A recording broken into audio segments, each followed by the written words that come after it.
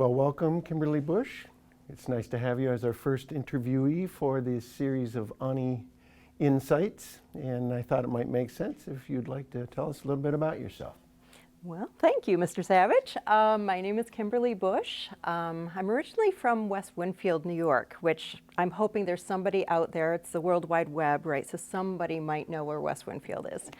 It's a very small town between Utica and Cooperstown, dairy country. And so I just had a lovely upbringing in small town, rural America, which is probably why I like the North Country so much. It reminds me of home. Really nice, kind people here. I love teaching. I love teaching music. I love being in the North Country, and I've always loved symphonic music. And so I remember there was a day, oh gosh, we'd been teaching for at least 10, 12 years together at Canton, and I thought, my kids are getting older and I have some time and I'd like to invest some of that time in the community. When I was growing up in West Winfield, my family was very much about community. I wasn't Kimberly Morgan growing up, I was Gary Morgan's daughter. And that's, if anybody wondered, I would just say, oh, I'm Gary Morgan's daughter. Oh, okay, the Morgans, okay. And automatic recognition of who I am. And I thought, I want to do something to be positive for the community with music. I'll ask Tim. Tim, there's an orchestra. I know you're involved with that orchestra. What's going on? Do you ever need any help, like maybe developing any kids programs, or is there anything I could do with the orchestra? Well, your timing couldn't have been better because there was plenty, in fact, that you could do for the orchestra, and you have. What has been so far your association with the orchestra? What kinds of things have you been doing? Well, when I walked through the door, we had a great discussion. I think it was a working lunch in the band room. And we talked about how to involve kids and how to, we talked about the youth mission of the orchestra. And I was fascinated by that. And you invited me to come to a board meeting and meet your new executive director, Ms. Kathy Del Judas. And so then I started meeting with Kathy, and we would have, I would call it Coffee with Kathy. And we talked about developing a volunteer guild and kind of, organizing some things. And I think when I came on board to help with the volunteer guild, it really existed already. So I'm not going to take credit for that. But I think making it known to the audience just how much the orchestra depended on the volunteers was something that I would hope that came out of what I've done with the orchestra for the last few years. You made a significant contribution in that regard, and others. Why did you agree to be nominated for the presidency of this fine orchestra? Well, you said you didn't want to do it anymore. You'd had enough, I guess. And I was right next door. I figured he's still going to be at Canton, so he can't run far if I've got a question. I know where to find him. But honestly, I love music. When I was a kid, I had a music teacher named Steve Elliskew, who was a graduate of the Eastman School of Music. And he would take us, a small group of high school students, and he would sign out the school vehicle and take us to see the Syracuse Symphony Orchestra. Nice. And he would have these, we would stay in school after school, and he would teach us about Tchaikovsky's Fourth Symphony and what the Fate theme was. And we talked about Brahms symphonies. And I don't claim that I understood that much about it because I was just, a 15, 16-year-old girl. But there was something in that music that I just felt drawn to. And I thought, I don't care if nobody else is doing this. I don't care if it's not the cool thing to do, because this is really interesting stuff.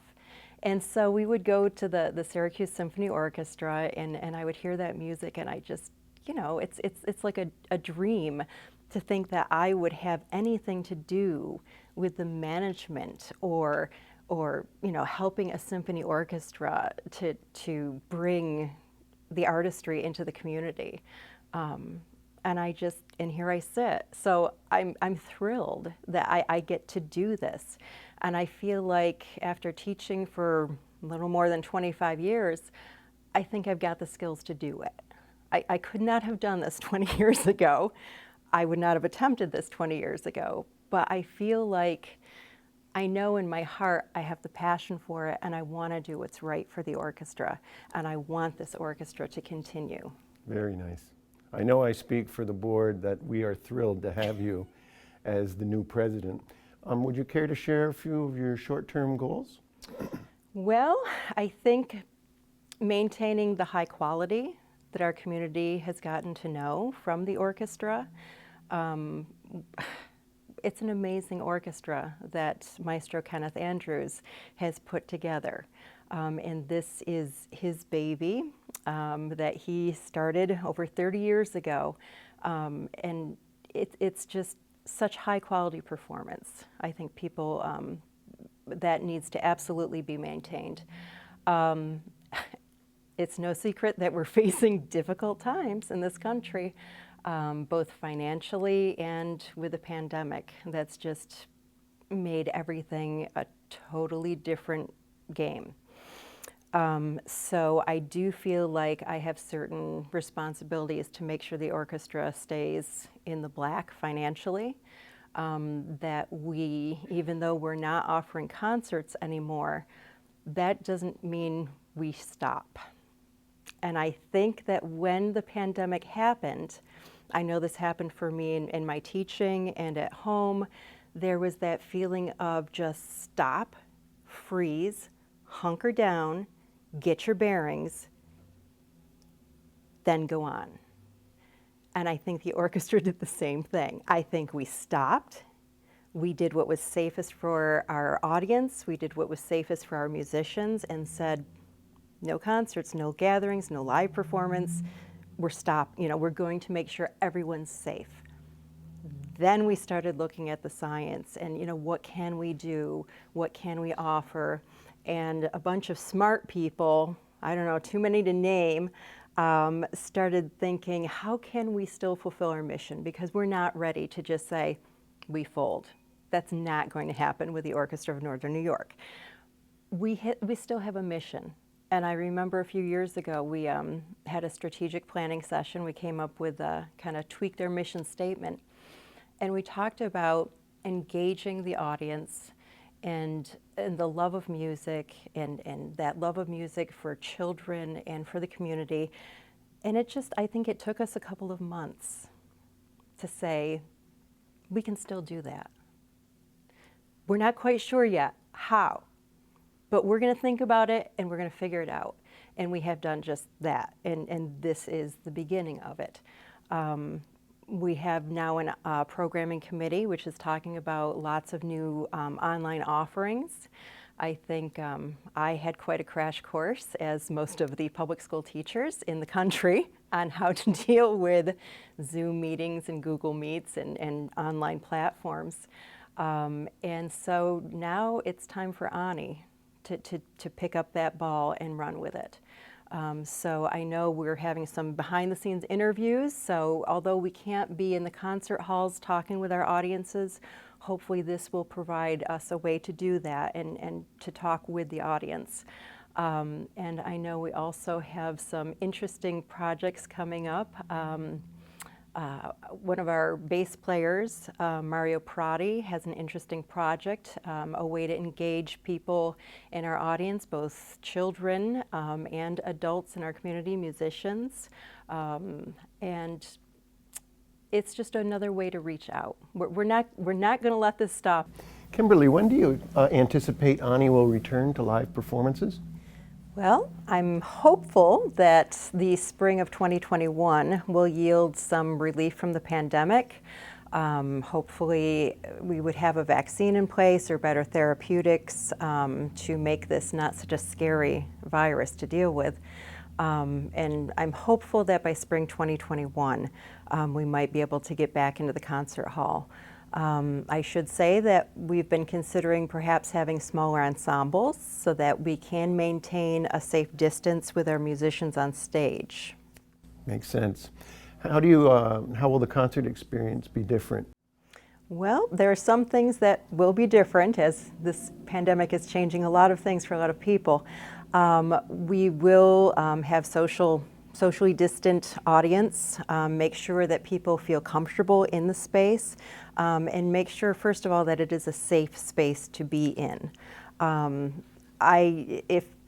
I'm very concerned about the health of the older people in my life specifically. And if it's not safe for them, I don't want anybody there. It needs to be safe for everybody, not just the young folks. It needs to be safe. We're talking about having, rather than our normal concert programs, maybe an option where the programs are online or they would be disposable so that we don't have people touching the same things. We would have hand sanitizer, masks available for people, just little things that we all know are the right things to do at this time to keep each other safe, that we would provide at the concert experience. That being said, I really do hope that there comes a time when we do feel safe without that. We have a vaccine, we can go back to somewhat normal and just go in and enjoy the orchestra the way we always have. I share that hope with you. Thank you. Very nice. And to stay in touch with the happenings of the orchestra, what would be anyone's best resource to know what's going on and what's coming up with ONNY? Yeah, we have a website. And I'm hoping that maybe there will be a link on this video of how to get to that website. We have an amazing board member named Rebecca Weissman who has been posting lots of things on Facebook, on Twitter, on Instagram, and helping us develop more of a digital presence, which has been fantastic. We have another volunteer who is amazing as our webmaster, which is Kevin Angstad, who is, we're so happy he's moving back to the North Country and will be teaching computer science at St. Lawrence University. So the best bet with this world hopping around so quickly, minute to minute, is probably the internet. However, we also put out press releases on a regular basis to the newspapers through our executive director. Thank you very much for sharing your insights, your energy, and I can say without any hesitation that the orchestra is in very good hands. Thank you. I'll do my best.